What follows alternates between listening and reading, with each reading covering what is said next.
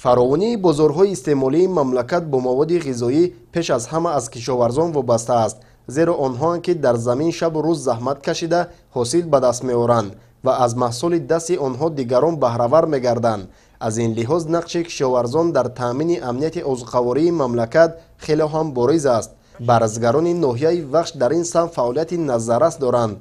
در برابر کشت زراعت کشاورزی در میدانهای کشاد و زمینهای نزد حولگی آنها گرمخانه‌های موسمی و دائم عمل کننده بنیاد گردیده به پرورش و استحصال سبزیجات بروقته از جمله پمیدور و بادرنگ و کبودی‌ها مشغول هستند.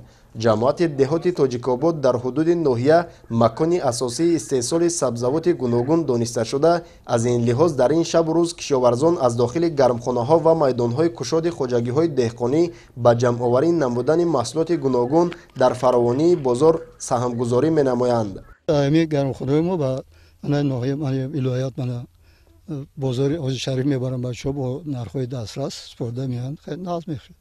این زندگی ما روی همین 5 بچه دارم 5 کلین همش همینجا کار میکنن. ما خدا در این اقدامی پیشوای ملل بسیار خرسندیم که من از اندازه یگان آزاد کردن. خیلی من سبکی شورش میکنیم با بسیارتر نقصدار مهنت کنن. 3 سال محصولات با هم زیادتر کنن.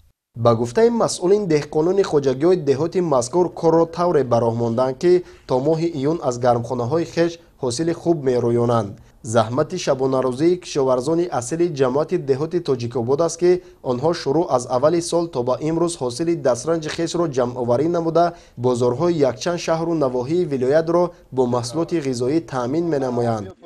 ما زنهای خونشین یک مشید با همه گرمخانه ها آمده با پرورش بادرنگ، پمیدور، بلغاری همش ما همه مقصد که همینجا کار میکنیم مزد مهنت مون میگیریم.